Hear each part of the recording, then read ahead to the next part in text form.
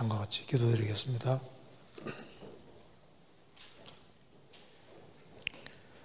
자비로우신 우리 아버지 하나님, 마땅히 형벌 받을 수밖에 없는 저희들을 불쌍히 여기시고 주의 보배로운 피로 구원해 주신 이 크고 놀라운 은혜와 사랑을 인하여 감사를 드립니다. 또 변함없는 은혜와 진리로 저희를 인도해 가시며 또 도와주시는 것을 믿고 감사합니다. 이 시간 주 성령께서 함께해 주시고 이곳에 참석한 모든 분들 일일이 함께해 주시고 합당하신 은혜로 채워 주옵소서. 하나님의 말씀으로 우리 영혼을 환하게 밝혀주시고 마음속에 여러 가지 의문들이 제해질 수 있도록 도와주시고 우리의 행보를 말씀 위에 굳게 세워 주옵소서. 주님 오실 날이 너무 가까운 이때에 우리가 정신을 차리고 무엇을 위해 살아야 할지를 더욱 알 수 있도록 도와주옵소서. 다음 주부터 있을 전도집회 주님께서 시작하는 날부터 마치는 날까지 함께해 주시고 또 말씀을 증거하시는 분에게 지혜와 총명과 능력을 주셔서 이번에도 많은 사람들이 영혼이 구원함에 이를 수 있도록 역사해 주시고 도와주옵소서. 우리 모두를 귀하게 사용해 주옵소서. 오늘 모든 시종도 함께해 주시고 도와주옵소서. 주 예수 그리스도 이름으로 기도하옵나이다. 아멘. 성경 욥기 17장 찾겠습니다. 욥기 17장입니다.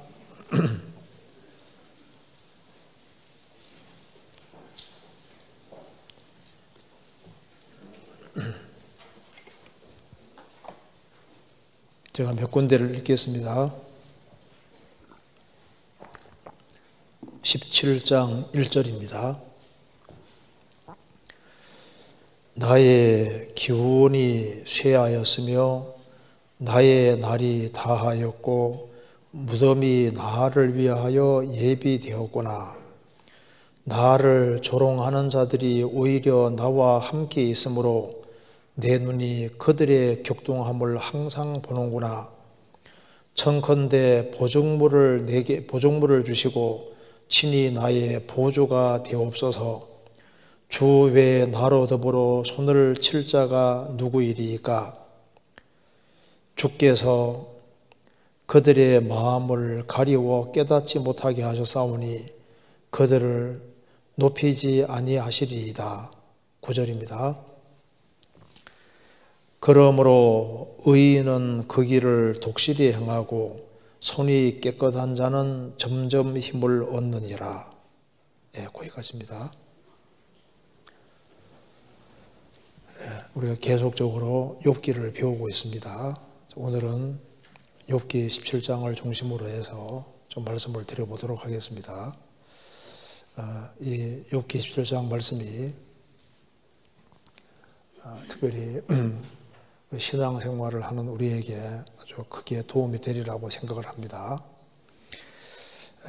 먼저 먼저 개요를 잠깐 먼저 생각을 해보도록 하겠습니다.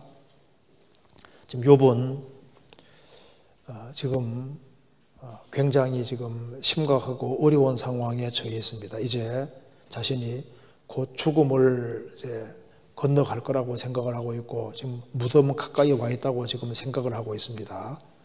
17장 1절에 나의 기운이 쇠하였으며 나의 날이 다하였고 무덤이 나를 위하여 예비되었구나. 나의 기운이 쇠하였으며 고통이 계속되다 보니까 이제 내 기운이 다했다는 겁니다. 이제 나의 날이 다하였고 나의 인생의 날이 다했으니까 이제 죽음 가까이 와 있다는 겁니다. 이제 무덤이 나를 위하여 예비되었구나. 이제 무덤 가까이까지 와 있는 겁니다. 11절에 나의 날이 지나갔고 내 경영, 내 마음에 사모하는 바가 다 끊어졌구나. 이 세상에서 뭔가 좀 주님이 열심히 살라고 했는데 이제 나의 날이 다 지나갔다. 이제 좋은 시절 다 지나갔다는 겁니다. 내 경영, 내 마음에 사모하는 바가 다 끊어졌구나. 그러니까 지금 아주 이제 죽음 가까이 있다고 느끼고 있습니다. 그리고 13절에 내 소망이 음부로 내 집을 사모에 있어서 침상을 흑암에 베풀고 무덤들어 너는 내 아비라 구더기 들어 너는 내 어미 내 자매라 할진대 나의 소망이 어디 있으며 나의 소망을 누가 보겠느냐. 무덤들어 너는 내 아비라 구더기 들어 너는 내 어미 내 자매를 할진대. 이제 죽으면은 육체는 무덤 속에 들어가고 이제 결국은 몸을 구더기가 파먹고 흙으로 돌아가잖아요. 이제 자신이 죽음 건너가면은 무덤으로 들어간다. 그 음부의 세계로 간다. 음부는 구약의 음부는 수월, 그 죽음 건너편의 세계를 수월이라고 하는데 수월이 음부가 좋은 말로 표현되는 경우도 있고 안 좋은 말로 표현되는 경우도 있는데 일단 음부는 지금 죽음의 세계, 죽음 건너편의 세계를 가리키는 겁니다. 그래서 다윗은 지금 여기 이제 요번 이제 곧 자기가 삶과 죽음 사이에는 아주 한 걸음이고 아주 죽음 가까이 있다고 생각을 하고 있습니다. 이런 상황에서 욥이 도대체 뭘 간절히 원했는지 욥이 이제 조금 지나친 것이 무엇인지 좀 생각해 봐야 되겠습니다. 그래서 오늘 17장 중심으로 해서 욥의 이제 현재 상황을 잠깐 생각을 해보고 이제 죽음 앞에 있다고 생각을 하니까 이제 할 얘기는 해야 되겠다 싶어서 좀 지나치게 말한 것이 있거든요. 그리고 이제 죽음 가까이에서 그가 간절히 소원한 것이 있습니다. 그러면 그는 지금 죽음 앞에 있지만은 그래도 자신은 진리 가운데 바르게 살아온 것에 대해서도 감사하고 있습니다. 9절에 그러므로 의인은 그 길을 독실히 행하고 손이 깨끗한 자는 점점 힘을 얻느니라. 9절을 소망하고 살아온 욥입니다. 그는 주님 앞에서 의인이었고 그리고 그 의인의 길을 아주 근실하게 행하고 그는 손이 깨끗한 사람은 점점 힘을 얻는다는 말씀대로 진리 가운데 행하려고 했던 사람입니다. 그래서 죽음 앞에 딱 서니까 진리 가운데 행한 것이 얼마나 복된 것인지를 더 이제 실감하는 그런 상황입니다. 그래서 이걸 같이 한번 생각을 해보겠습니다. 먼저 욥이 처한 현재적인 상황을 잠깐 먼저 보시면은 지금 욥이 그 당대에 가장 잘 나가다 재산 전체가 날아가고 10명의 자녀가 다 죽고 지금 가장 아주 비참한 상황에 떨어졌습니다. 그래서 욥은 지금 현재 상황이 이런 상황입니다. 6절 하나님이 나로 백성의 이야기거리가 되게 하시니 그들이 내 얼굴에 침을 뱉는구나. 지금 현 상황이 백성의 이야기거리가 되게 하시니 백성의 이야기거리입니다. 사람들이 모이면 무슨 얘기했을까요? 욥이라는 사람 그 당대에 그렇게 우리를 훈계하고 우리를 가르치고 잘 나갔는데 지금 처한 꼴이 도대체 뭐냐? 아이고 욥 이렇게 아주 비참하게 고통 중에 들어서 몸에 막 구더기가 기어다니고 막 형편없는 상황이 된 겁니다. 그래서 이제 사람들이 욥을 안 좋게 얘기를 하는 겁니다. 그래서 백성의 이야기거리가 되게 하시니 그 이야기거리가 되게 한다는 말이 조롱거리가 되는 걸 가리키는 겁니다. 그 뒤에 욥기 30장 찾겠습니다. 30장 9절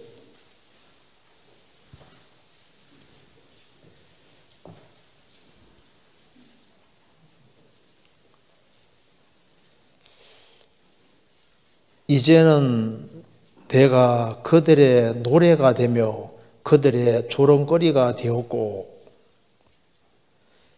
그들은 나를 미워하여 멀리하고 내 얼굴에 침뱉기를 주저하지 아니하나니. 욥이 사람들을 잘 교훈을 하고 진리 가운데 잘 인도했는데 이렇게 큰 영락 가운데 고통 가운데 떨어지니까 이제는 내가 그들의 노래가 되고 그들의 조롱거리가 되었다. 그리고 욥에게 침을 뱉는다는 겁니다. 30장 1절에도 그러나 이제는 나보다 젊은 자들이 나를 기롱하는구나. 그들의 아비들은 나의 보기에 나의 양떼 지키는 개 중에도 둘만하지 못한 자니라. 그러니까 이제 이 젊은 사람들도 욥을 기롱하고 조롱하고 놀린다는 겁니다. 그러니까 아주 얼마나 비참한 상황인지 알 수 있습니다.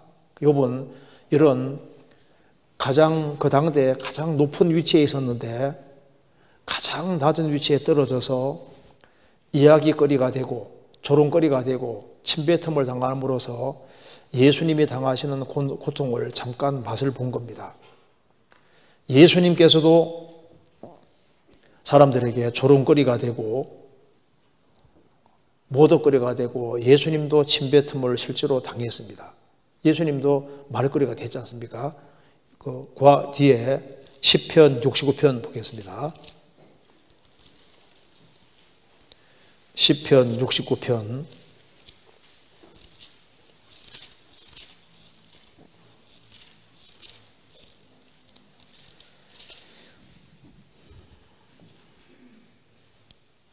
12절 11절부터 읽겠습니다. 11절 내가 굵은 배로 내 옷을 삼았더니 내가 저희의 말거리가 되었나이다. 성문에 앉은 자가 나를 말하며 취한 무리가 나를 가져 노래하나이다. 시편 69편은 다윗의 시인데 예수님에 대한 말씀입니다. 21절에도 저희가 쓸개를 나의 식물로 주며 가랄 때 초로 마시오사오니, 예수님이 십자가 달렸을 때 너무나도 고통스러우니까 죽기 직전에 쓸개를 예수님의 식물로 주고 가랄 때 초를 마시었습니다. 예수님에 대한 말씀입니다. 예수님은 실제로 그 당대 유대 종교가들에게 특별하게 말거리가 되고, 그리고 성문에 앉은 자가, 지도적 위치에 있는 사람들이 나를 취하여 나를 안 좋게, 예수님을 안 좋게 말하고 취한 무리가, 잘못된 교리에 취한 거예요. 취한 자들이 나를 가져 노래하나이다.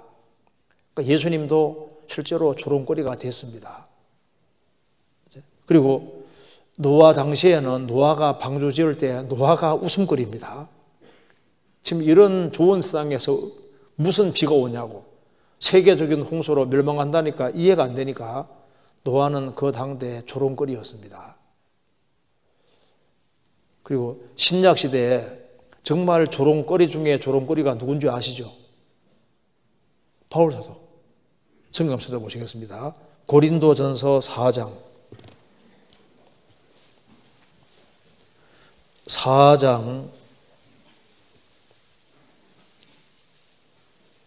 9절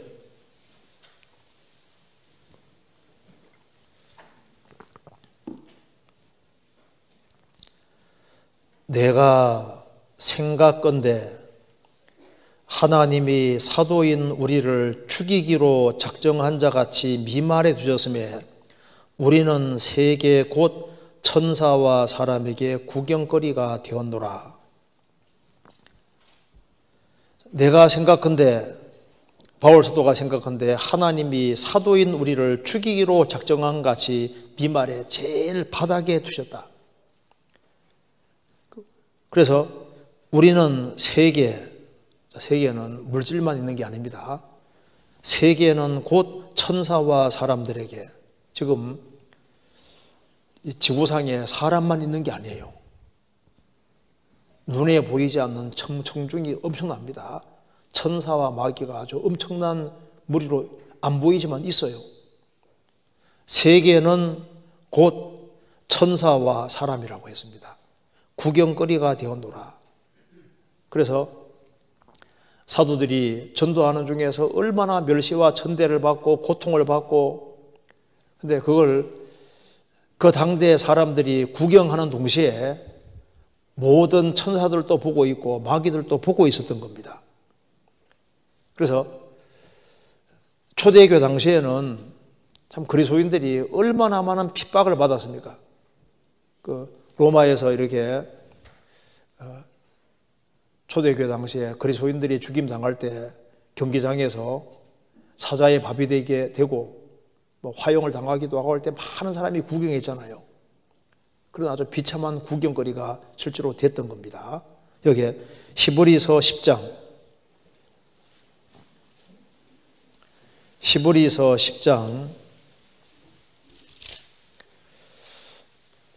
33절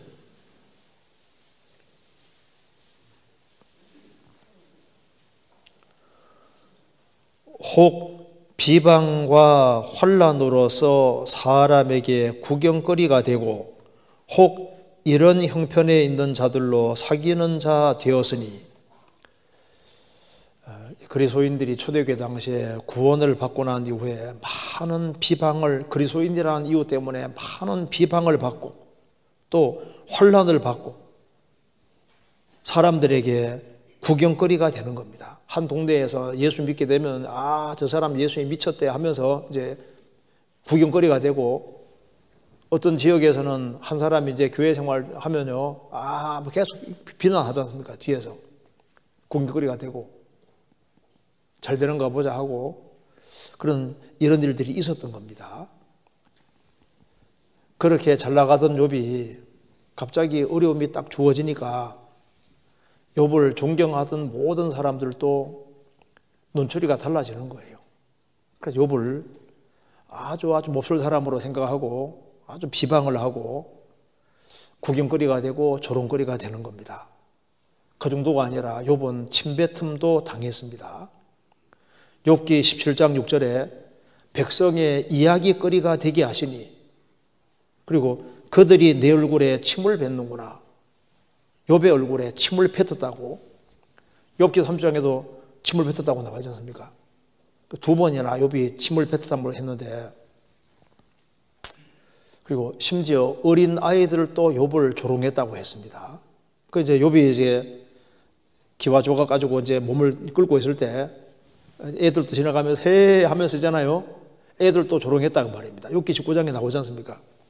아이들이라도 나를 업신여기고 조롱한다. 그리고 이제 지나가면서 침을 태태 뱉어버리고 침을 뱉는 거예요.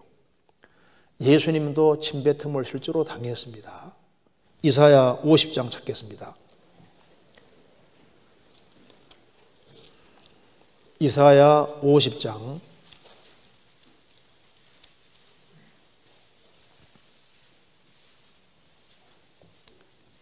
6절.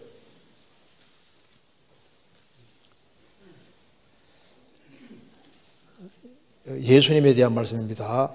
나를 때리는 자들에게 내 등을 맡기며 나의 수염을 뽑는 자들에게 나의 뺨을 맡기며 수욕과 침뱉음을 피하려고 내 얼굴을 가리우지 아니하였느니라. 예수님이 여호와의 종, 하나님의 종으로 오셔서 우리 때문에 고통을 받았는데 나를 때리는 자들에게 내 등을 맡겼다.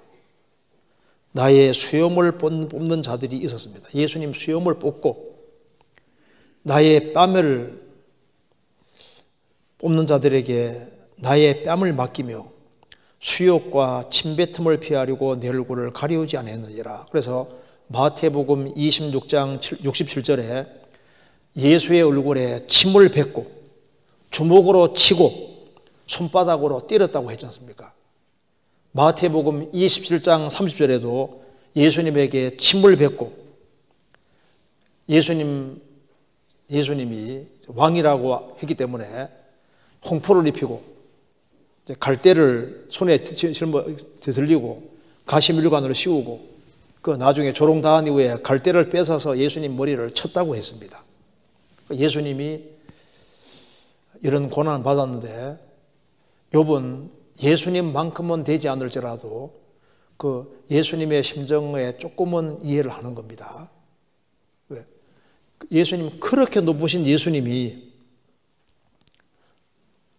하나님과 동등되신 바로 그분인 삼위일체 하나님 예수님이 이 세상에 오셔서 죄인들에게 온갖 모독과 조롱을 다 받았는데 욥도 그렇게 높은 위치에 있다가 갑자기 그냥 영락해서 떨어져서 아주 비참하게 됐을 때 조롱거리가 되고 구경거리가 되고 이런 아주 비참한 상황 속에 지금 있는 겁니다.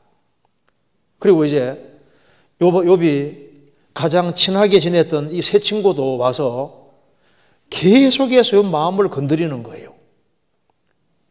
욥기 17장 다시 보시겠습니다.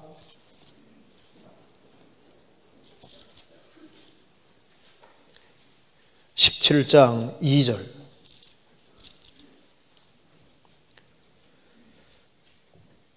나를 조롱하는 자들이 오히려 나와 함께 있으니 내 눈이 그들의 격동함을 항상 보는구나. 욥의 세 친구는 이제 욥을 조롱하는 자로 바뀌었습니다. 나를 조롱하는 자들이 오히려 나와 함께 있으니, 제발 좀 가면 좋은데, 욥 가까이에서, 가지도 않으면서 가까이에서 계속해서 공격을 하는 겁니다. 내가 잘못 범한 것이 아니라고 해도 계속해서 지적을 하면서 계속 공격하니까, 나를 조롱하는 자들이 오히려 나와 함께 있으므로 내 눈이 그들의 격동함을 뭐라 했습니까? 항상 보는도다. 근데 욥의 세 친구들은 욥을 도와준다 생각하는데 가까이 있는 사람이 더 힘들게 할 수 있는 거예요. 그래서 지금 욥이 지금 엄청 힘듭니다. 그래서 내 눈이 그들의 격동함을 항상 보는구나, 항상. 그리고 그렇게 얘기를 해도 말귀를 못 알아듣는 겁니다. 사람이 죄를 지어서만 어려움 당하는 게 아니고 죄를 안 지어도 얼마든지 고난을 받을 수 있다고 그렇게 얘기해도 친구들은 고정관념이 딱 있으니까 절대 아니라고 하면서 계속 욥의 생각을 바꾸기 위해서 노력을 하는 겁니다. 그래서 4절 보시겠습니다. 주께서 그들의 마음을 가리워 깨닫지 못하게 하셨사오니 그들을 높이지 아니하시리이다. 주께서 그들의 마음을 가리워 깨닫지 못하게 하셨으니, 이렇게 얘기해도 못 깨닫는다 그 말입니다. 그러니까 주님이 못 깨닫게 막으실 거다 그 말입니다. 그래서 욥이 답답한 거예요.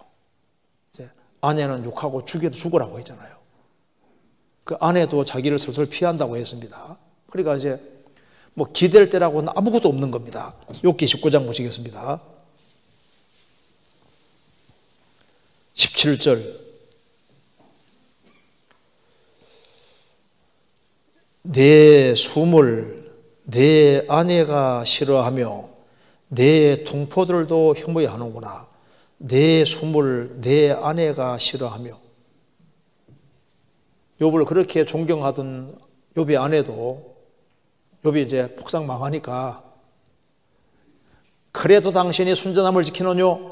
하나님 욕하고 죽어라. 그리고 욥 가까이 오기를 싫어하는 거예요. 욥이 그 아내가 내 숨을 싫어하니, 아내가 싫어하며, 그러니까 가까이 하는 사람이 아무도 없는 거예요.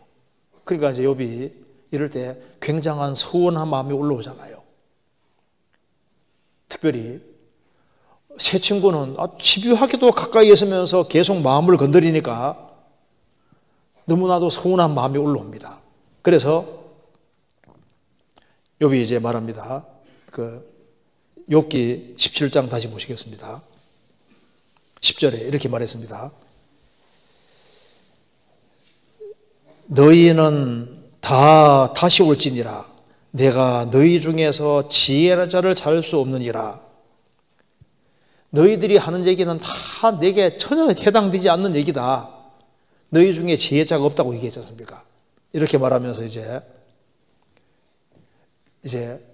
욥이 이제 너무나도 아주 그 고통이 계속 지속이 되고 힘든 것이 계속 되니까 이제 말로 하지 말아야 될 말까지 하게 되는 겁니다.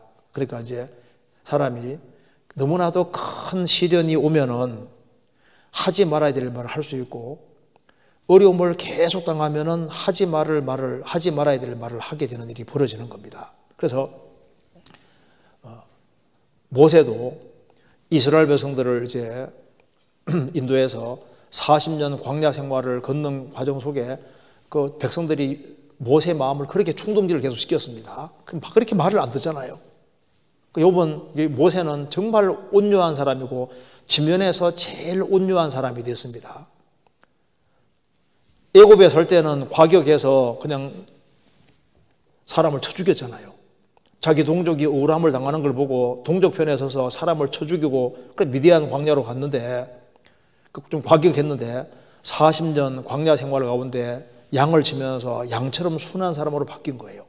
그런데 하나님께 40년 쓰임 받았는데, 쓰임 받는 과정에서 계속해서 백성들이 이제 이스라엘 백성들이 모세 마음을 충동을 시키니까 나중에는 마음이 격동이 된 겁니다. 이제 또 물 달라고 막 아우성을 치니까 하나님 말씀하시기를 모세에게 너는 명예에서 물을 내라고 했는데 흥분한 나머지 명예서란 말을 건너며 들은 거예요. 그래서 내가 도대체 누군데 나를 이렇게 몰라주냐 그 말입니다. 그래서 모세가 이놈들아 내가 누군 줄 알아 하면서 내가 너희를 위해 물 내려 하면서 하나님은 명하라 그랬는데 두 번 반석을 땅탕 쳤잖아요. 물은 나왔지만은 하나님 뭐라 하셨습니까? 너희들은 내 영광을, 하나님 영광을 안 드러내고 모세 영광 드러내고 하나님 말씀을 어겼다는 겁니다. 왜? 명하라고 했는데 두 번 쳤거든요. 처음에는 반석을 쳐서 물을 내라고 했는데 두 번째는 명예해서 물을 내라고 하나님 말씀하셨습니다. 민수기 20장에 나옵니다. 8절부터 12절에 나와 있는데 명예해서 물을 내라 했는데 한 번 쳤기 때문에 반석 얘기 나올 때 모세는 명하라는 말씀을 잘 못 듣게 된 이유가 뭘까요? 하나님이 말씀하셔도 그것을 심각하게 듣지 않았던 이유는 마음이 격동이 됐으니까 그냥 슬쩍 들은 거예요. 그래서 명하라 그랬는데 두 번 땅땅 쳤잖아요. 그리고 내가 물 내랴 하면서 자기를 딱 드러냈습니다. 그것 때문에 가나안 땅 못 들어가게 되잖아요. 그 사람이 격동을 계속 받으면은 하지 말아야 될 말을 하게 되는 겁니다. 욥도 이렇게 백성의 조롱거리가 되고 제일 밑바닥에 떨어져서 있는데 새 친구가 계속해서 격동을 하니까 모세가 욥이 너무너무 힘드니까 과격한 말을 하게 되는 겁니다. 저 어떤 말 하는지 보시겠습니다. 17장 5절 제가 읽겠습니다. 오죽하면 이 얘기를 하겠습니까? 친구를 지적하여 해를 받게 한 자의 자식들은 눈이 멀지니라. 욥이라는 사람 입에서 이 말이 나왔습니다. 좀 어떤 것 같아요? 친구를 지적하여 해를 받게 한 자의 자식들은, 욥의 세 친구들은 계속해서 욥을 격동시키니까 그들의 격동함을 항상 보는구나. 2절에. 그러니까 너무너무 힘이 드니까 친구를 지적하여 해를 받게 한 자의 자식들은 눈이 멀지니라. 나중에 욥이 이 말하고 잘했다고 생각했을까요? 이 말을 하지 말았어야 되는데 괜히 말을 했네. 이것이 누구 인간의 한계입니다. 근데 나 같으면 안 그럴 거다. 우리 같으면 어떨까요? 이 정도로 말했을까요?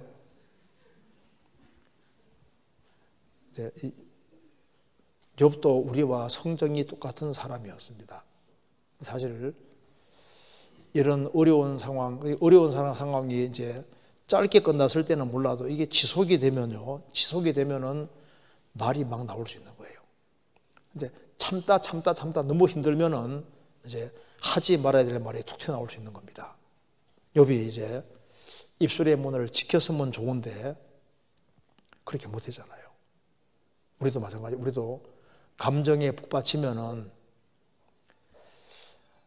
본심은 아닌데 하지 말아야 될 말이 이렇게 튀어나올 수 있는데, 그래서 부모도 자식 때문에 너무나도 고통을 받으면은 너는 아예 집 나가버리라고 뭐 이렇게 말한다든가, 나가 뭐 죽으라고 한다든가. 근데 죽으라는 말은 아닌데 얼마나 그렇게 속상하게 하고 뭐 애를 먹이고 이렇게 하면요, 말이 그냥 나오지 말아야 되는 말이 툭 나올 수 있는 거예요. 이제 그래도 그것이 변명거리는 될 수 없는 겁니다.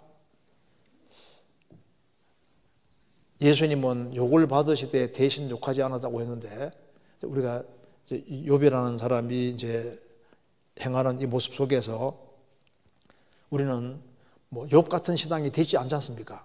그렇기 때문에 욥과 같은 그런 이 정도 어려움은 당하지 않을지라도 나름대로 힘든 어려움들이 있을 때 우리가 맞는 말을 하더라도 이게 상당히 조심을 해야 됩니다. 그래서 성경에서는 입술문을 지키라고 계속 말하고 있는 겁니다. 특별히 언제 입술문을 지켜야 되냐면 너무 힘들 때, 상황이 아주 굉장히 심각해지고 힘들어질 때, 또 그거 지속이 될 때, 그때 특별히 조심을 하지 아니하면은 입으로 범죄하게 되고, 그리고 하나님 앞에 큰 죄를 짓게 되는 그런 경우가 생길 수도 있는 겁니다. 시편 141편입니다.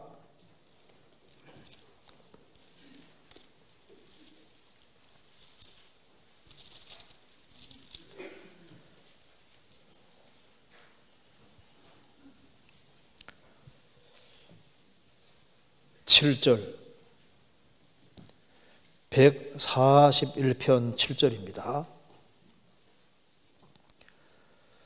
사람이 밭가라 흙을 부스러뜨림 같이 우리의 해골이 음부문에 흩어졌도다.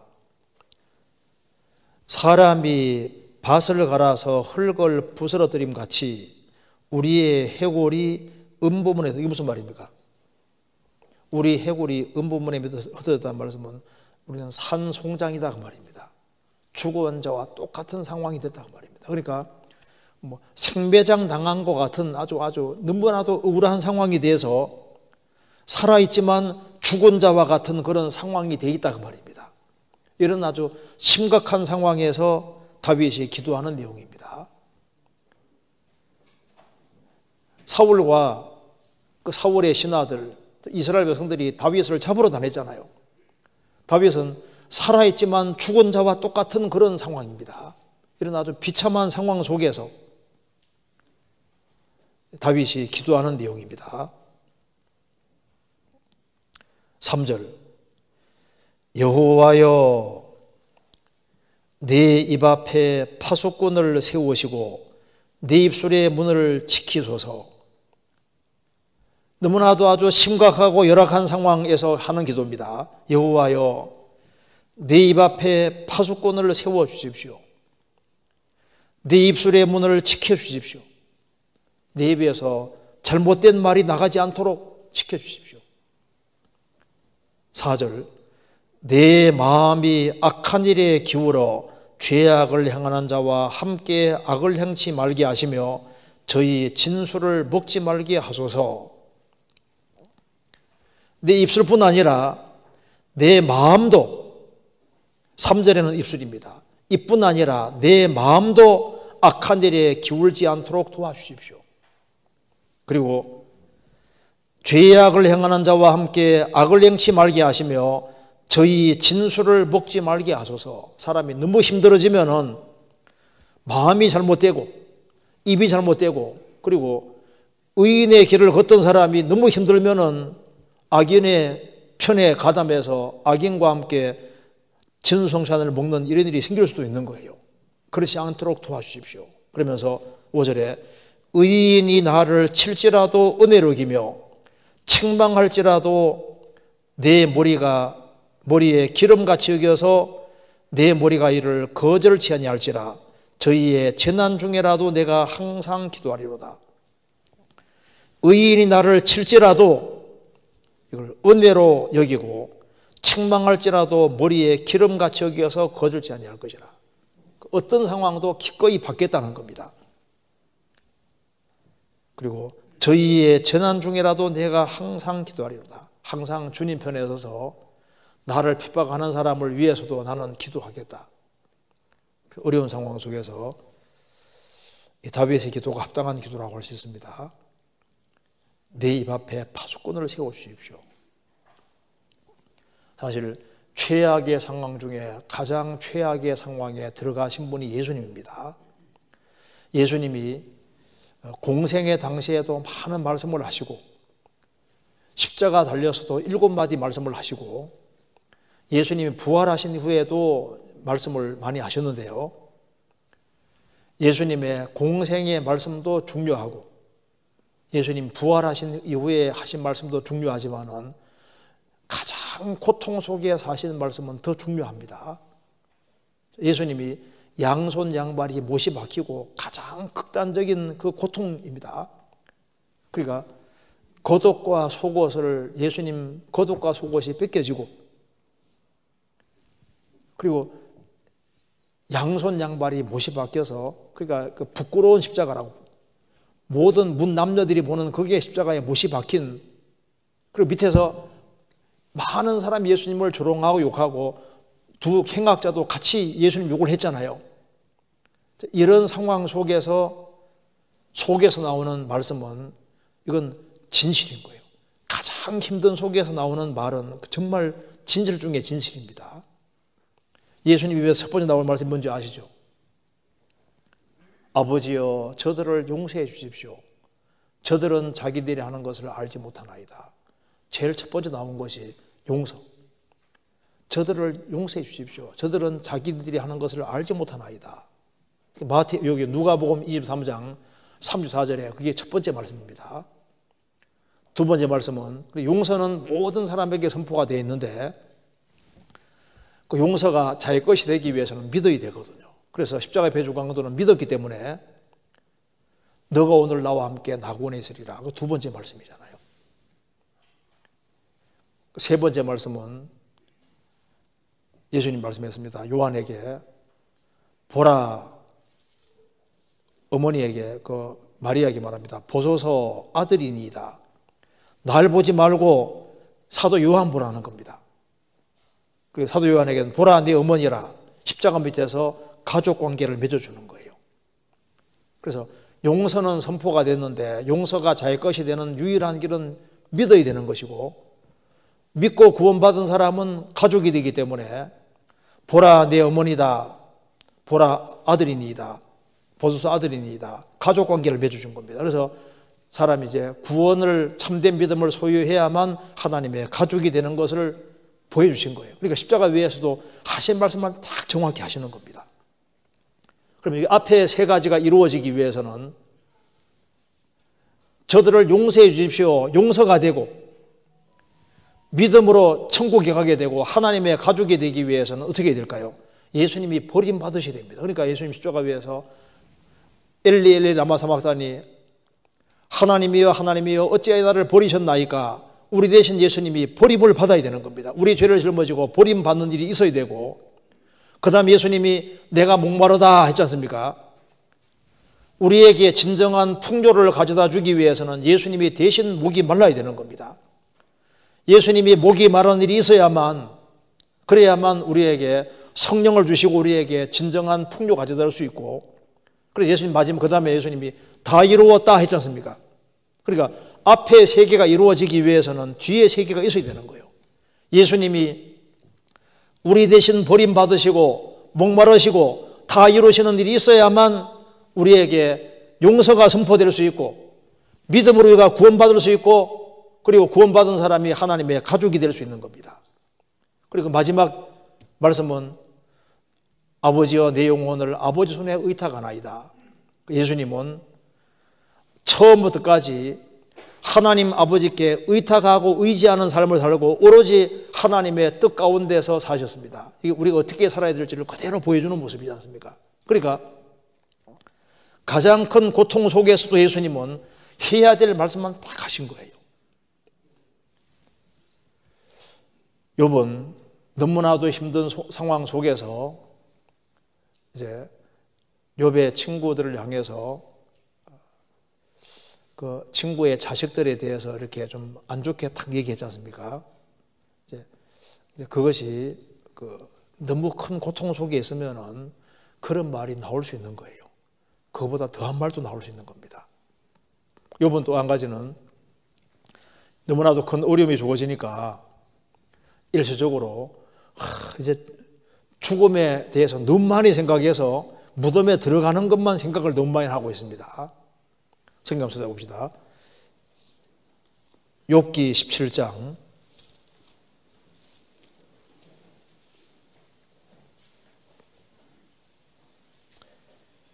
11절. 나의 17장 11절. 나의 날이 지나갔고 내 경영 내 마음에 사모하는 바가 다 끊어졌구나. 이제 내 인생은 이제 다 갔다고 생각하는 거예요. 그리고 이제 14절에 무덤들어 너는 내 앞이라. 이제 내가 들어갈 곳은 무덤이다 그 말입니다. 구더기에 들어 너는 내 어미 내 자매를 할진대. 이제 그 죽음 건너가면 내 육체 이제 구더기가 파먹고 흙으로 들어갈 거다 그 말입니다. 그럴진대 나의 소망이 어디 있으며 나의 소망을 누가 보겠느냐. 상당히 이제 아주 극단적으로 지금 생각을 하고 있습니다. 사람이 너무 힘들고 죽음 가까이 다가오면은 이제 이 세상에서 모든 소망이 끝났다고 생각을 하는데 욥이 상당히 지나치게 생각하고 있잖아요. 아무리 어려워도 다 주님의 뜻이 있는 겁니다. 잠언 24장 11절에 뭐라 했습니까? 환난 날에 내가 만일 환난 날에 낙담하면 내 힘의 미약함을 보입니다. 환난 날에 낙담하면 내 힘의 미약함 보입니다. 욥이 물론 이제 일시적으로 뒤로 물러가는 것처럼 보이지만 다시 연자 가운데 강하게 됐습니다. 그래서 히브리서 11장 34절에 믿음으로 연자 가운데서 강하게 되기도 하며, 욥은 또 연약하게 되는 것처럼 보였지만 또 뒤에 또 보면 또 강하게 됩니다. 힘을 또 내지 않습니까? 일시적으로는 힘도 약해지고 또 때로는 너무 격동받으면 하지 말아야 될 말도 하게 되는데, 그래도 또 벌떡 일어나서 열심히 또 행하는 거 봐요. 자, 욥이 이런 어려움 속에서 정말 자기에게 필요한 것이 뭔지를 알고 있습니다. 바로 이겁니다. 욥기 17장 3절입니다. 여기 욥이 이제 내가 이제 곧 죽음을 건너간다 생각하니까 절실하게 필요한 것이 뭔지를 느끼는 것이 바로 이겁니다. 3절에 같이 읽겠습니다. 청컨대 보증물을 주시고 친히 나의 보조가 되옵소서. 주 외에 나로 더불어 손을 칠 자가 누구이리까? 청컨대 이제 무덤 가까이 다가오니까 이제 뭐 아무도 믿을 만한 사람이 없으니까 이제 청컨대 내게 필요한 것이 바로 이거다 그 말입니다. 보증물을 내게 주시고 친히 나의 보조가 되옵소서. 보증인이 되어 주십시오 그 말입니다. 주위에 나로 더불어 손을 칠 자가 누구리까? 이제 이게 무슨 말입니까? 나로 더불어 주님이 손을 친다는 게 뭐냐면 맞장구 쳐주는 건데, 동조해주고 보증해주고 그리고 함께 하겠다는 그 약속으로 이렇게 손바닥 치는 거예요. 그러니까 이제 새 친구들도 내 마음 몰라주고 아내도 나를 멀리하고 그 당대 가장 홀로인 상태가 되었습니다. 홀로 상태가 되었으니까 이제 바라볼 때는 하나님밖에 없으니까 이제 나로 더불어 손을 칠 자가 누구일까요? 원래 새 친구들이 왔을 때 욥에게 어떻게 됩니까? 이렇게 손뼉을 쳐주면서 욥을 유래해주고 힘을 줘야 되는데 계속 지적만 하고, 그러니까 외톨이가 되겠습니다. 되었으니까 하나님이 내게 보증물을 주시고 친히 나의 보증인이 되어 주십시오. 그리고 하나님이 나로 더불어 손을 쳐주시고 정말 내 인생을 보정해달라고 하는 얘기를 지금 하고 있는 겁니다. 그래서 죽음 앞에서 내가 정말 안전하게 되고 그리고 내 인생을 보정해주는 보증인은 주님밖에 없다는 걸 아주 실감하면서 얘기를 하고 있습니다. 그래서 욥은 하나님이 내 보증인이 되어주시고 내게 보증물을 주십시오. 이렇게 얘기를 했습니다. 이게 참 우리에게 중요한 질문이지 않습니까? 성경은 말씀하기를 가능하면 보증 서지 말라고 했습니다. 왜? 사람은 머리털 하나도 희고음게 할 수가 없는 연약한 존재입니다. 그래서 보증 서기 싫어하는 사람은 안전하다고 했습니다. 지혜 없는 사람이 보증 선다고 했습니다. 성경에서는 보증을 가능하면 서지라 말하라 말이 계속 나오고 있습니다. 너는 사람으로 더불어 손을 잡지 말고 남의 빚에 보증이 되지 마라 계속 나오잖아요. 보증 서지 말라고 하신 분이 가장 보증 서고 싶어 하시는 분이 계신데 사람에겐 서지 말라고 했는데 하나님은 보증 서려고 하시잖아요. 수고하고 무거운 짐진 자들아 다 내게로 오라. 내가 너희를 쉬게 하리라. 쉽게 말하면 빚진 사람들을 다 내게로 오라 그 말입니다. 빚지고 있는 사람들은 참 보증서 주는 사람이 있으면 얼마나 좋겠어요. 근데 빚 중에서 제일 무서운 빚이 죄라는 빚인데 죄라는 빚에 대해서 보증서 주기 원하시는 분이 계시는 겁니다. 바로 유일하게 예수 그리스도. 그분은 보증서 주기를 원하시는 겁니다. 욥은 주님이 자기 보증인이라는 걸 알고 있는 사람인 거예요. 욥기 16장입니다. 16장 19절.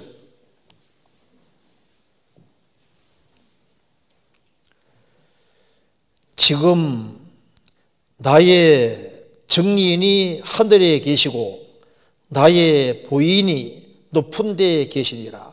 나의 보증인이 높은 데에 계시니라. 주님이 보증인으로 계시다는 걸 알고 있습니다. 그리고 예수님이 세상에 오실 것도 알고 있는 사람이에요. 욥기 19장 25절.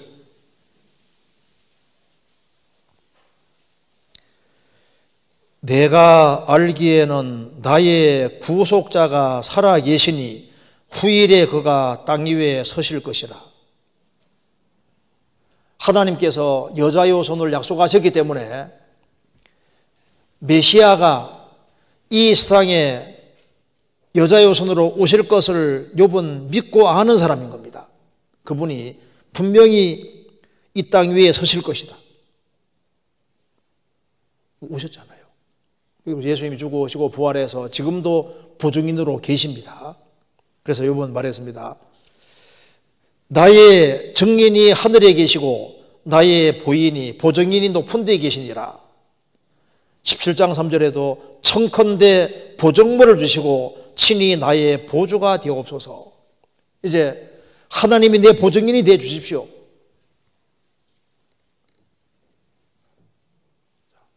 얼마나 아주 정확히 맞는 얘기를 하고 있지 않습니까? 그러니까 내 인생을 보증해 주십시오. 욥의 간절한 소원입니다. 다윗도 그런 말을 했습니다. 여기 시편 119편입니다.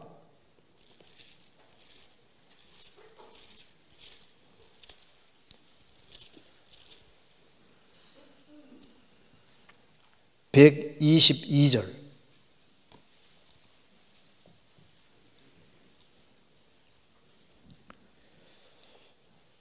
119편 122절. 주의 종을 보증하사 복을 얻게 하시고 교만한 자가 나를 압박하지 못하게 하소서. 주의 종을 보증하사 복을 얻게 해 주십시오. 시편 86편 17절에는 은총의 표징을 내게 보여주십시오. 우리 인생을 보증해 주시는 분이 있으면 얼마나 좋겠습니까? 그래서 진정한 보증인이 바로 예수님입니다. 그래서 히브리서 7장에 보면은 예수님은 더 좋은 언약의 보증이 되셨느니라. 예수님이 보증이라고. 찾아볼까요? 히브리서 7장입니다. 히브리서 7장 22절.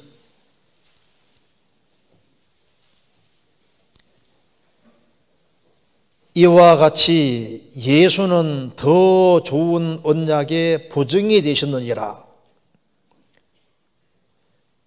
구약시대 제사장들을 힘입어서 레위계통에 제사장을 힘입어서 하나님께 나아갔는데, 예수님은 구약의 레위지파가 아니라 예수님은 멜기세덱의 판차주는 영원한 제사장이기 때문에 예수님은 더 좋은 언약의 보증이 되셨습니다. 그래서 예수님을 힘입어 하나님께 나아가는 사람은 하나님이 완전히 구원할 수 있습니다.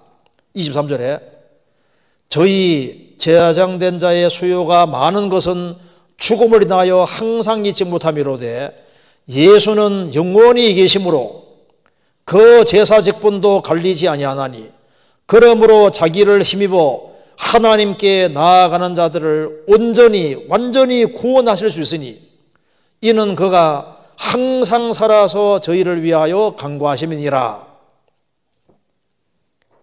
예수님은 더 좋은 언약의 보증이 되셨습니다. 예수님은 자기 피로서 죄를 영원히 처리하신 제물인 동시에 제사장이기 때문에, 또 예수님은 영원한 제사장이기 때문에 예수님을 힘입어 하나님께 나아가는 자들을 온전히 완전히 구원하실 수 있으니 이는 그가 항상 살아서 저희를 위하여 간구하심이니라. 예수님이 우리 언약의 보증인이고 보증으로서 보증인으로 주님이 하나님 보좌 앞에 가 계시고 우리를 위해서 기도하고 계시는 겁니다. 언약의 보증입니다. 하나님이 보증이 되셨고 보증인이시고 그리고 보증물을 주십시오. 신약시대에도 보증물이 있습니다. 우리가 천국 간다는 확실한 보증물이 뭘까요? 보증이 뭘까요? 죄를 사함 받은 사람 속에 성령이 들어오신 바로 그것이 우리가 보증물을 받은 확실한 증거입니다. 고린도후서 찾겠습니다. 고린도후서 1장 22절. (1장 22절)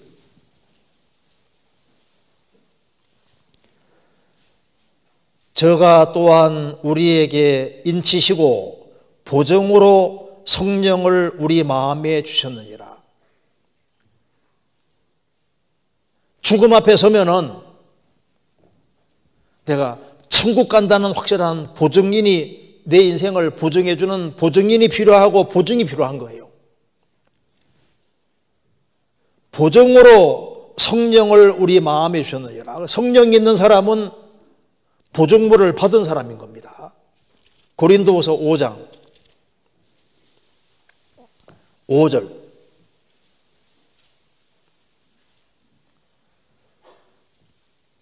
곧 이것을 우리에게 이루게 하시고 보증으로 성령을 우리에게 주신 이는 하나님이시니라. 곧 이것을 우리에게 이루게 하시고, 이 말은 예수님이 재림하실 때 우리 몸이 주님처럼 완전히 바뀌어진다는 겁니다. 그래서 우리 이 몸은 지금 장막집입니다. 텐트집인데 주님 재림하실 때 우리는 영원한 집을 입는데 영적본에는 빌딩이라고 표현했습니다. 그러니까 주님 재림하실 때는 아주 엄청난 집을 입는 거예요. 이런 몸이 아니라 아주 엄청난 부활의 몸을 입게 되는 겁니다. 그래서 우리가 주님 오시는 그날 부활의 몸을 입는다는 증거가 뭐냐? 바로 성령이시다. 그래서 이것을 우리에게 이루게 하시고 보증으로 성령을 우리에게 주신 이는 하나님이시니라. 우리가 천국 간다는 보증, 그리고 우리가 주님 앞에 떳떳이 설 수 있다는 보증, 우리가 주님 오시는 그날 우리 몸이 텐트 몸이 빌딩 같은 몸을 입는, 상상할 수도 없는 영광스러운 몸을 입는 보증이 뭐냐? 그게 바로 성령이시다 그 말입니다. 그럼 성령은 언제 오시느냐? 죄를 받은 사람 속에만 와 계시니까. 그러니까 죄 사함 받는 게 중요한 겁니다. 에베소서 1장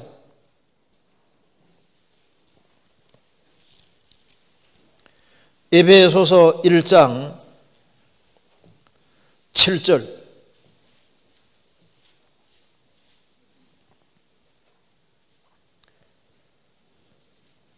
우리가 그리스도 안에서 그의 은혜의 풍성함을 따라 그의 피로 말미암아 구속 곧 죄사함을 받았으니 13절 그 안에서 너희도 진리의 말씀 곧 너희의 구원의 복음을 듣고 그 안에서 또한 믿어 약속의 성령으로 인치심을 받았으니 이는 우리의 기업의 보증이 되사 그 얻으신 것을 구속하시고 그의 영광을 찬미하게 하려 하심이니라.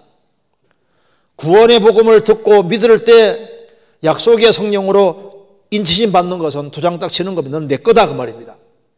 이는 성령님은 우리에게 계신 성령은 우리의 기업의 보증이 되사 우리가 천국을 기업으로 얻는다는 보증이 되사 그 얻으신 것을 구속하시고 주님 피로 값주고 사신 바 된 것인데 얻으신 것은 바로 주님 값주고 사신 겁니다.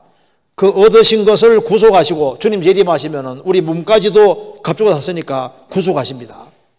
왜 이렇게 해주셨느냐? 그의 영광을 찬미하게 하려 하심이니라.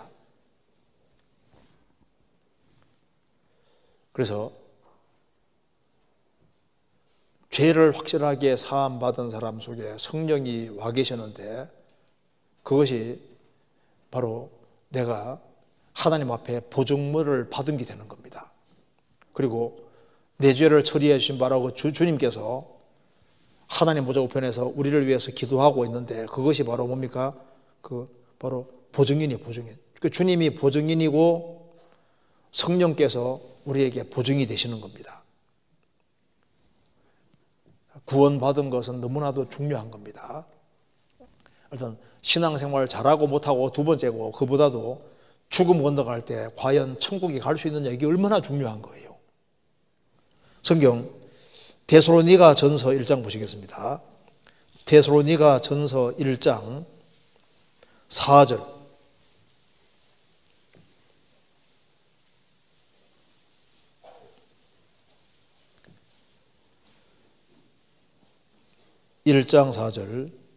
하나님의 사랑하심을 받은 형제들아 너희를 택하심을 아노라.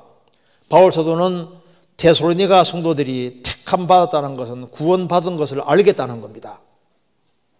뭐로 아냐 하면은 5절 이하 통해서 알겠다는 겁니다. 5절에 이는 우리 복음이 말로만 너희에게 이른 것이 아니라 오직 능력과 성령과 큰 확신으로 된 것이니 우리가 너희 가운데서 너희를 위하여 어떠한 사람이 된 것은 너희 아는 바와 같으니라. 또 너희는 많은 혼란 가운데서 성령의 기쁨으로 도를 받아 우리와 주를 본받은 자 되었으니 여기서 어떻게 구원받은 줄 아느냐? 첫째는 우리 복음이 말로만 너희에게 이른 것이 아니라 말로 끝나면 교리잖아요. 말로만이 아니라 오직 능력과 성령과 큰 확신으로 된 것이니 실제로 죄를 사함 받을 때 성령이 들어오셔서 그 사람에게 큰 확신을 주십니다. 성령과 능력과 큰 확신으로 된 것이니 그래서 마음의 심긴도를 운념하느라 마음의 심긴도 너희 영혼을 구원할 바 마음의 심긴도 도가 딱 심겨집니다. 그래서 갈라디아 3장에는 믿음이 오기 전에는 믿음이 온 후로는 믿음이 왔다고 되어 있잖아요. 참된 믿음이 오는 겁니다. 내가 믿는 동시에 그 믿음이 참 믿음일 때 성령께서 믿어지게 해주시는 거예요. 기쁜 날 주 나의 죄 다 씻은 날 그 확신이 생기거든요. 그리고 그래서 이제 구원을 받았을 때 성령으로 인한 확신이 있고 그리고 이제 성령으로 이제 구원받은 게 이제 확실하면은 복음이 믿어지면은 그 다음에는 뭐가 생기냐 하면은 그 뒤에 보시면은 6절에 또 너희는 많은 혼란 가운데서 성령의 기쁨으로 성령의 기쁨, 성령이 주시는 기쁨이 있지 않습니까?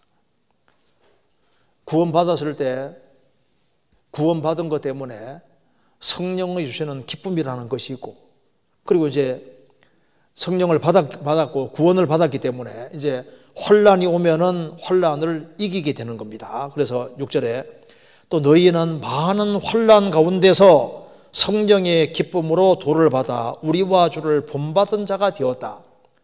참된 믿음이 이루어졌는지는 환난이 주어지면 드러나게 되는 겁니다. 그리고 이제 왜 구원받은 걸 알겠다고 했냐면은 9절에 저희가 우리에게 대하여 스스로 고하기를 우리가 어떻게 너희 가운데 들어간 것과 너희가 어떻게 우상을 버리고 하나님께로 돌아와서 사시고 참되신 하나님을 섬기며, 그러니까 참된 믿음이 이루어지니까 우상을 버리고 살아계신 하나님께로 돌아와서 사시고 참되신 하나님을 섬기더라 그 말입니다. 그러니 너희 믿음이 확실하다 그 말입니다. 그리고 10절에 또 죽은 자들 가운데서 다시 살리신 그의 아들이 하늘로부터 강림하심을 기다린다고 말하니 이는 예수님은 장래의 노하심의 소리를 건지시는 예수시니라. 예수님이 다시 오시기를 간절히 사모한다 그 말입니다. 이런 걸 보니까 너희들 정말 확실히 구원받은 줄 알겠다. 구원받은 걸 어떻게 한다고 했냐면 첫째는 복음이 성령의 도우심으로 믿어지고 성령이 주시는 기쁨이 있고, 그리고 환난 중에도 환난을 잘 이겨나가고 우상에서 돌아서서 살아계신 하나님을 섬기고 예수님의 재림을 간절히 사모하는 걸 보니 너희 믿음이 정말 확실한 믿음이라고 얘기를 하는 거예요. 구원을 받은 사람은 하나님을 사랑하는 마음이 있습니다. 모든 것보다 하나님을 더 사랑하는 마음이 분명히 있습니다. 하나님께 받은 사랑이 있기 때문에 그 사랑으로 형제자매를 사랑하라고 주님 명령하셨습니다. 구원을 받으면은 분별력이 생기도록 되어 있습니다. 그리고 주님의 형상의 씨가 들어왔기 때문에 시간 지나가면서 하나님의 형상으로 조금 바뀌어지게 되어 있습니다. 그리고 특별히 큰 어려움이 주어질 때 그때 참된 믿음의 여부가 드러나게 되는 겁니다. 그리고 하나님 자녀가 된 사람은 바르지 않게 행할 때 틀림없이 징계하는 것이 오는 겁니다. 성령이 오신 분들은 시간 지나가면서 성령께서 점점 하나님의 것을 밝혀주시는 거예요. 영혼을 실제로 밝혀주시는 것이 있습니다. 그래서 욥은 이제 죽음 가까이 온다고 생각할 때 절실하게 필요한 것이 보증물이고 하나님이 자기 인생을 보증해 주는 것을 아주 간절히 소원하게 되는 겁니다. 자, 다시 보시겠습니다. 욥기 17장.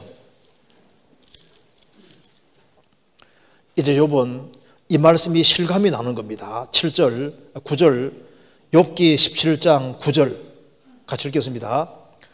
그러므로 의인은 그 길을 독실히 행하고 손이 깨끗한 자는 점점 힘을 얻느니라. 자, 무덤 가까이 왔을 때 자기 구원이 보증되는 것, 그거와 더불어서 주 안에서 바르게 산 것이 얼마나 잘한 것인지를 실감하게 되는 겁니다. 이제 이렇게 젊고 혈기 있고 힘이 있을 때는 진리 가운데 바르게 행하는 것이 얼마나 중요한지 잘 모르지 몰라도 점점 인생의 죽음이 가까이 다가올수록 그 전에 주 안에서 아주 성실하게 구원받고 주 안에 성실하게 바르게 살아가는 것이 얼마나 중요한 것인지가 점점 더 뚜렷해지고 중요하게 여겨지고 부각이 되게 되는 겁니다. 욥은 욥기 17장 9절 말씀을 확실하게 믿고 이걸 기준으로 생을 살았던 사람이기 때문에 이 말씀의 중요성을 아주 더욱 실감하기 때문에 이 말을 지금 하고 있는 겁니다.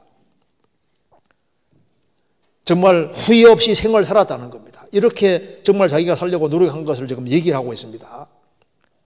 그래서 그러므로 의인은 구약시대 때 의인이 된 사람의 아주 대표적인 사람이 욥이잖아요. 하나님께서 다니엘, 욥, 노아, 의인으로 아주 특별히 세 사람을 들어서 얘기하셨습니다. 그러니까 욥은 하나님의 은총으로 아주 구원받은 아주 대표적인 경우 중에 대표적인 경우인 거예요. 그러므로 의인은, 우리도 마찬가지입니다. 우리도 죄를 사함 받을 때 예수님 피는 우리의 죄만 사한 것이 아니라 예수님 피가 우리 의입니다. 피공로가 확실하게 믿어진 사람은 죄의 사함 받았을 뿐 아니라 의롭게 된 거예요. 피가 의롭게 하는 겁니다. 한번 로마서 5장 보시겠습니다.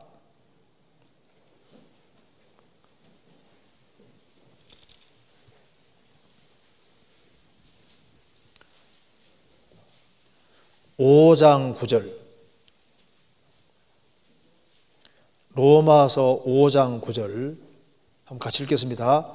그러면 이제 우리가 그 피를 인하여 의롭다 하심을 얻었은즉 더욱 그로 말미암아 진노하심에서 구원을 얻을 것이니 됐습니다. 그러면 이제 우리가 그 피를 인하여 의롭다 하심을 얻었은즉, 우리가 하나님의 진노에서 구원되는 것은 더 당연한 사실이라는 것을 말했습니다. 그 피를 인하여 의롭다 하심을 얻었다. 그 앞에 4장 25절입니다. 예수는 우리 범죄함을 위하여 내어줌이 되고 또한 우리를 의롭다 하심을 위하여 살아나셨느니라. 5장 1절 그러므로 우리가 믿음으로 의롭다 하심을 얻었은즉 우리 주 예수 그리스도로 말미암아 하나님과 더불어 화평을 누리자. 예수는 우리 범죄함을 위하여 십자가에 내어줌이 되고 우리를 의롭다 하심 위해 살아나셨습니다. 이제 믿음으로 의롭다 하심을 얻었은즉 하나님과 화평을 누리자. 어떻게 의롭다함을 얻었냐 그 말입니다. 주님 피는 우리 죄를 사하신 동시에 주님 피 때문에 우리가 피를 피공로 믿는 사람은 몰라도 죄 사함 받고 이미 의롭다함을 얻은 겁니다. 욥 시대에도 욥이 대속을 알고 있는 거예요. 욥기 1장에도 번제 드리는 얘기 나오죠.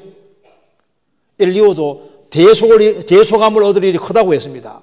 욥이라는 사람도 대속을 알고 있고 그 대신 짐승을 죽이는 이걸 알고 있는 사람인 거예요. 구약시대 때는 짐승피를 죽이면서 오실 그리스도를 믿었던 겁니다. 신약시대는 오신 그리스도를 믿는 거예요. 우리는 주님 은혜로 값없이 의롭다함을 얻었습니다. 욥이 구원되는 것도, 욥이 의인되는 것도 나의 구속자가 살아계시니, 예수님이 살아계시다고 했잖아요. 후일에는 그가 땅 위에 서실 것이다. 바로 그 예수님이 자기 보증물이 되어주시고 보증인이 되어주기를 간절히 바라는 그 믿음이 있는 겁니다. 그 참된 믿음이 있으니까 노아도 의인이고 욥도 의인인 거예요. 그렇잖아요. 다시 보시겠습니다. 욥기 17장 9절 그러므로 의인은 그 길을 독실히 행하고 의인은 그 길을, 의인이 돼야만 의인의 길을 걸어갈 수 있습니다. 욥은 의인으로서 의인의 길을 달려왔던 사람입니다. 사도행전 20장 24절에도 바울서도 말했습니다. 나의 달려갈 길과 주 예수께 받은 사명 곧 하나님의 은혜의 복음 증거하는 일을 마치려 하면은 나의 생명을 조금도 귀한 것을 여기지 아니하노라. 나의 달려갈 길과 달려갈 길이 있지 않습니까? 욥도 의인이 되고 자신이 가야 될 길을 갔던 사람인 겁니다. 나의 달려갈 길과 우리 각자도 달려갈 길이 있는 거예요. 그래서 죽음 가까이 다가올 때 우리가 구원받고 하나님이 원하시는 코스대로 달려왔을 때 이제 날이 가면 갈수록 그것이 점점 더 소중하게 되도록 되어 있는 겁니다. 우리 각자가 가야 될 코스가 있는데 주님께서 구원받은 사람 각자에게 걸어갈 길을 정확히 보여주십니다. 그 길을 걸어가야 되는 거예요. 의인된 사람은 의인의 길을 가는 겁니다. 시편 32편.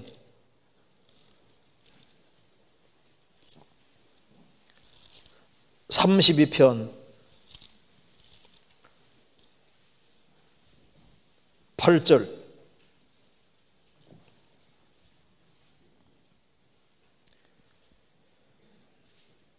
내가 너의 갈 길을 가르쳐 보이고 너를 주목하여 훈계하리로다.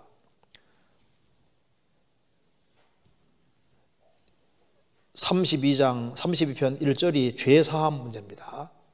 죄를 사함 받은 사람, 그 의인이 된 사람은 내가 하나님의 너의 갈 길을 가르쳐 보이고, 가야 될 길이 있는 거예요. 갈 길을 가르쳐 보이고, 그 다음에 너를 주목하여, 주님이 가는지 안 가는지 보는 겁니다. 주목하여 훈계하리로다. 곁길로 가면 그게 아니라고 알려주시는 거예요. 알려줘서 하나님 원하시는 길을 걷도록 만드시는 겁니다. 의인은 그 길을 독실히 행한다. 의인은 걸어가야 될 코스가 있고 길이 있는데 그 길을 하나님이 인정하시는 길이니까 그 길을 가야 되는 겁니다. 시편 1편입니다.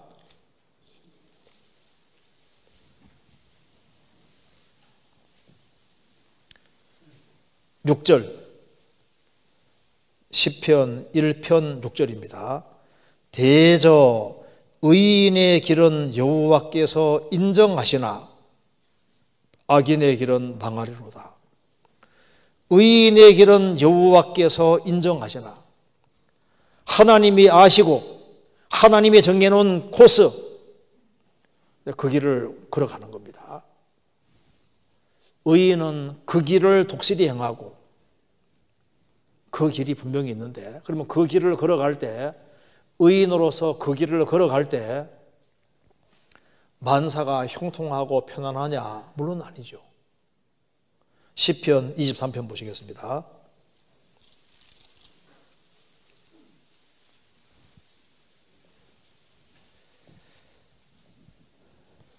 1절. 여호와는 나의 목자시니 내가 부족함이 없으리로다. 그가 나를 푸른 초장에 누이시며 쉴만한 물가로 인도하시는도다.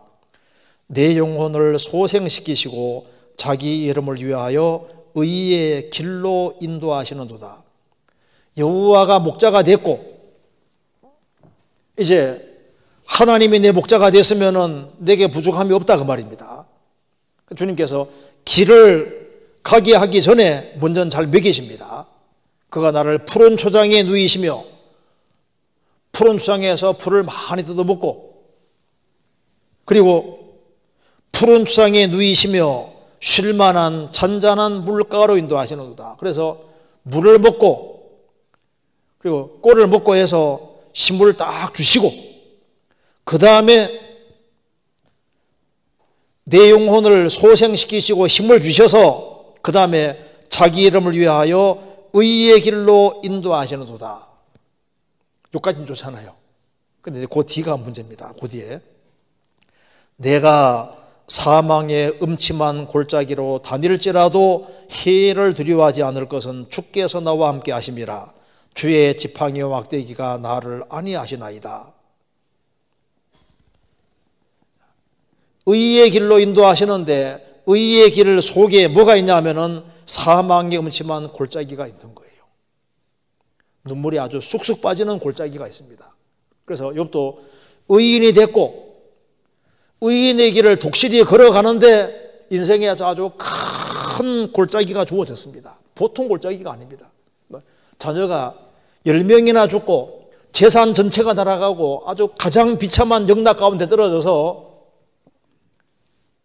당대 아주 가장 큰 곤란 중에 떨어졌는데 그 사망의 음침한 골짜기가 있는 거예요. 그런데 해를 두려워하지 않을 것은 주께서 나와 함께 하심이라. 주의 지팡이와 막대기가 나를 안위하시나이다. 그런데 주님이 같이 안 계시는 것이 아닙니다. 같이 계시는데 그 코스 속에 그런 것이 있는 거예요. 그래도 의인은 어떻게 하느냐? 그래도 사망의 음침한 골짜기를 할지라도 주님 의지하고 독실히 건지실하게 그 길을 걸어가는 겁니다. 다시 보시겠습니다. 시편 여기 욥기 17장 9절.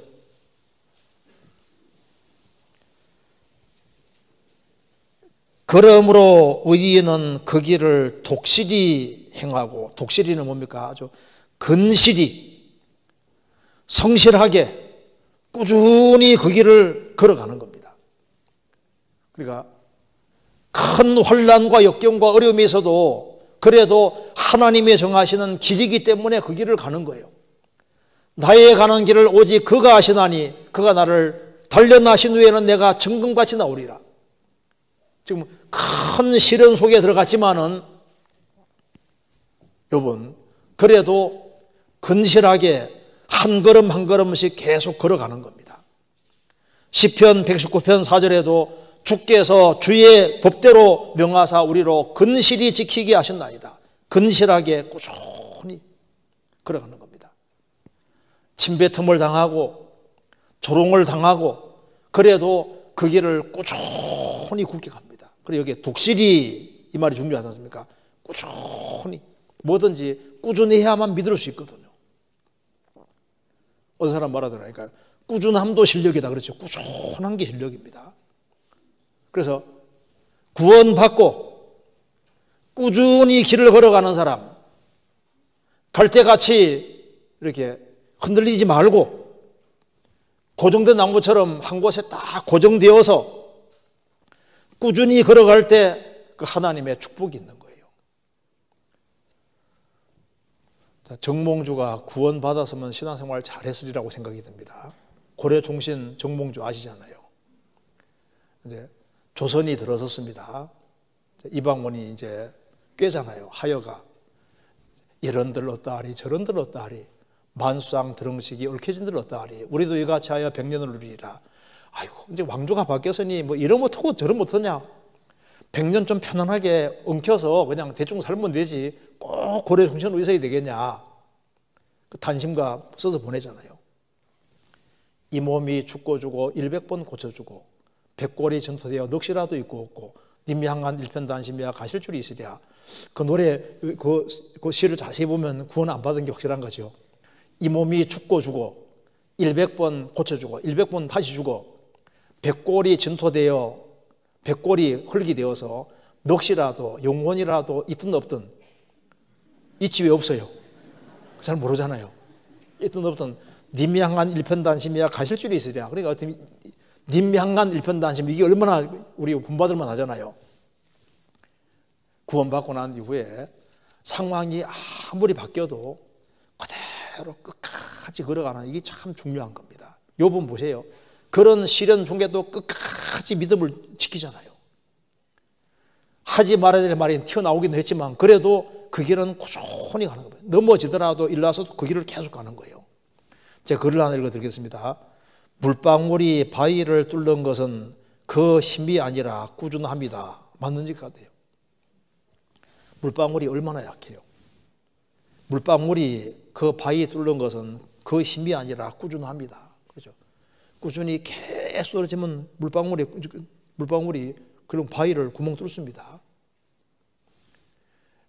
꾸준함이 실력이에요. 꾸준함. 그래서 독실히 꾸준히 근실하게 행하는 근실하게. 그래서 확실히 결심을 굳히고 구원받은 게 확실하면은 주님 안에서 살겠다는 결심을 굳히고 그 다음에 꾸준히 근실하게 성실하게 그렇게 행하는 것이 그게 지혜입니다. 시편 37편에도 성실로 식물을 삼을지어다. 우리가 먹어야 될 것 중에 하나가 성실함. 매일 성실, 매일 꾸준하게 계속적으로 하는 것이 필요한 겁니다. 그래서 욥기 17장 9절 그러므로 의인은 그 길을 독실히 행하고 꾸준히 근실하게 행하고 손이 깨끗한 자는 점점 힘을 얻느니라. 점점입니다. 그래서 잠언 4장 18절 19절에 보면은 의인의 길은 점점 빛나서 점점입니다. 점점 빛나서 원만한 광명에 이르거니와. 점점. 그리고 특별히 손이 깨끗한 자는 이라고 했습니다. 여기 왜 손이 깨끗하다고 했습니까? 손이 깨끗하다는 것은 행실이 깨끗한 것을 얘기하고 있습니다. 손이 깨끗하다는 것은 찾아보시겠습니다. 그 뒤에 이사야 시편 24편, 시편 24편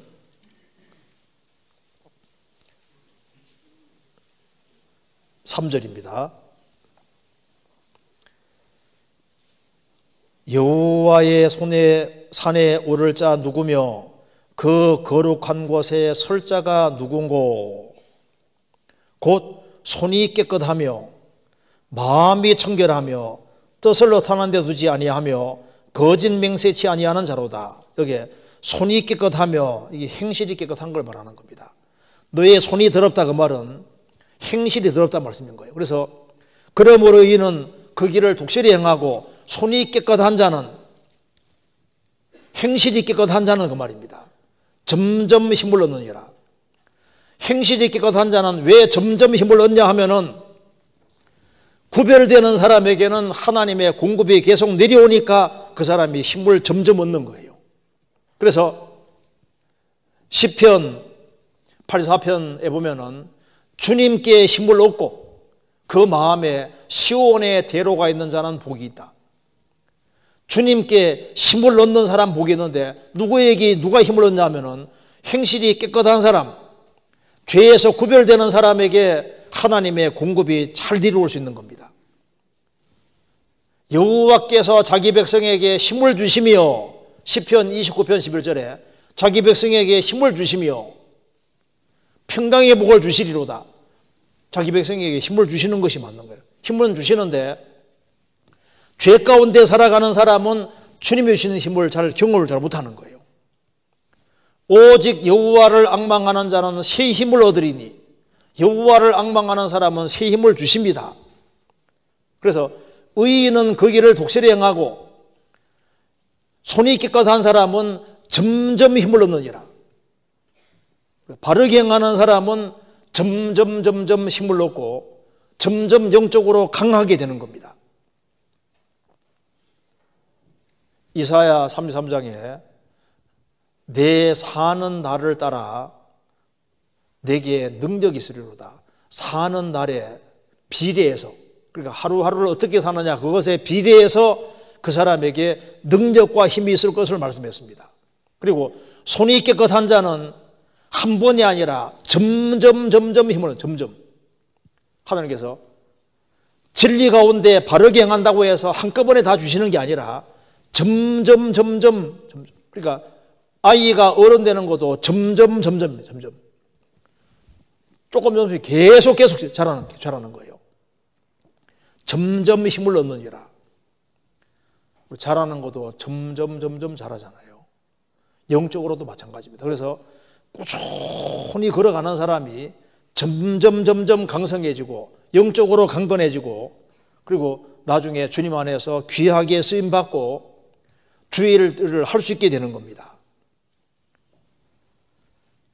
우리를 하나님의 사람으로 온전케 만들어 가시는 이유도 주의 일을 위해서 모든 선한 일에 온전케 하기 위해서 하나님 사람으로 만들어 가는 겁니다. 그래서 의인은 그 길을 독실히 행하고 손이 깨끗한 자는 점점 힘을 얻느니라.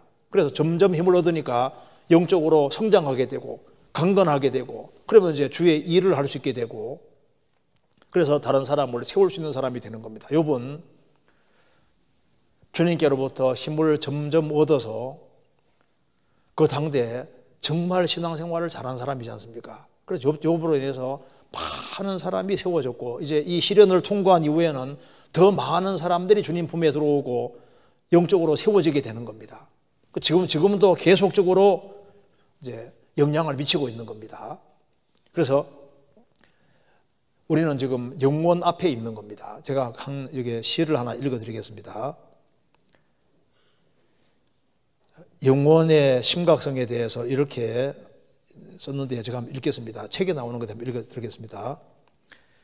금꽃과 은꽃을 세워보라. 봄이 초원 위에 흩뿌려 놓은 것을 부드럽게 굽이치는 물결을 세워보라. 여름 바다 위에 반짝이는 것을 가볍게 흔들리는 그림자를 세워보라. 가을 숲 오솔길 속에 있는 것을 깃털처럼 떨어지는 눈송이를 세워보라. 겨울이 만드는 얼음 보석을 반짝거리는 수많은 풀잎을 세워보라. 새벽 이슬을 끝없는 바닷가 모래밭을 세워보라. 정오의 푸른 하늘 아래에서 숲속의 새들이 저저기는 노래소리를 세워보라. 쓰러져가는 새벽빛 저녁빛 속에서 은은히 반짝이는 별을 세워보라. 밤 하늘에 불꽃같이 수놓인 그대가 모든 셈을 다 마칠지라도 영원히 시작되기에는 부족하리. 듣는 자여 잠시 생각해보라. 그대는 어디서 지낼 것인가. 그대의 영혼을.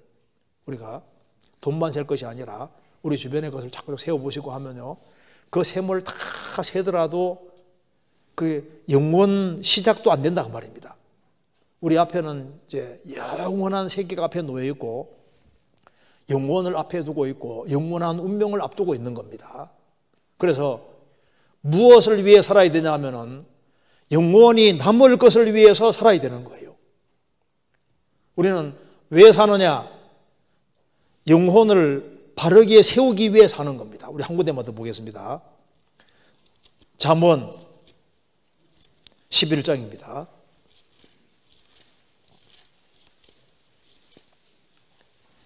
11장 30절.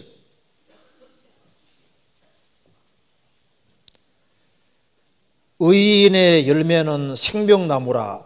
지혜로운 자는 사람을 얻느니라. 의인의 열매는 생명나무라. 지혜로운 자는 사람을 얻느니라. 여기 사람을 얻느니라는 이 말이 군사용어라고 합니다. 공격해서 취해서 얻을 때 사용하는 용어라는 거예요. 그리고 이 어부들이 물고기 잡을 때 사용하는 그런 용어고, 결혼할 때 신부를 어떻게든 간에 구해서 얻는 것에 대한 그런 용어라는 겁니다. 그러니까 지혜로운 자는 사람을 얻느니라. 전쟁에서 승리하는 것처럼 그 사람을 주님 품으로 인도하는 것은 전쟁하는 것도 똑같고 물고기 잡는 것도 똑같고 구해서 결혼해서 자기 사람으로 만드는 것과 똑같이 이제 그런 일이라는 겁니다. 우리가 100년이고 1000년이고 만년이고 지상에 살면서 계속 해야 될 일이 있다면 뭐겠습니까? 제일 중요한 것은 영혼을 건지고 세우는 일입니다. 어떤 분이, 어떤 한 사람이 금광을 찾아다니다가 캘리포니아에서 엄청난 금을 발견해서 이제 금을 싣고 집으로 오는 길이었는데 배가 집 가까이 와서 파손된 거예요. 그런데 그는 수영을 잘했기 때문에 금을 그래도 몸에 많이 지니고 이제 수영을 이렇게 해서 올라가는데 한 소녀가 나 좀 데려가 달라는 거예요. 근데 애를 데려가려면은 금을 놓아야 되거든요. 그래서 갈등 느끼다가 자기가 그동안 벌었던 금을 다 버리고 애 살리려고 버리고 애를 살려서 애를 같이 이렇게 수용으로 이렇게 해가지고 살아났는데 자기가 벌어온 것은 다 잃었지만은 애는 하나 건졌다 그 말입니다. 거기서 우리가 중요한 교훈을 받을 수 있습니다. 우리는 세상 것을 포기해서라도 사람을 얻는 이것이 가장 지혜입니다. 영혼을 얻는 것만큼 중요한 일은 없는 거예요. 우리는 그 일을 해야 되는 겁니다. 이제 올해 마지막 전도 집회가 이제 내일부터 시작이 됩니다. 그래서 관심을 가져주시고 전도하는 사람이 없다 할지라도 참여해서 같이 동참해 주는 게 중요합니다. 그리고 구원을 받은 사람도 다시 말씀을 들어야 되고, 그리고 이제 주변 사람을 적극 권해서 이번에 집회가 주님 뜻 가운데 잘 끝날 수 있도록 그렇게 같이 기도해 주시고 같이 힘줘했으면 좋겠습니다. 같이 기도드리겠습니다. 자비로우신 우리 아버지 하나님, 많은 사람 중에서 저희들을 복음으로 불러주시고 하나님 자녀로 삼아주신 것을 감사합니다. 주님께서 우리의 보증이 되어주시고 또 우리에게 주신 성령도 감사드립니다. 주님, 내일부터 있을 전도집회에 함께해 주시고 시작하는 날부터 마치는 날까지 함께해 주시고 또 우리 모두를 귀하게 사용해 주옵소서. 또 구원받을 만한 사람을 많이 연결시켜 주셔서 주님께 영광과 찬송이 돌아가도록 역사해 주시고 우리 모두를 귀하게 사용해 주옵소서. 우리 구주 예수 그리스도 이름으로 기도하옵나이다. 아멘. 찬송, 은혜 찬송 230장 부르시겠습니다.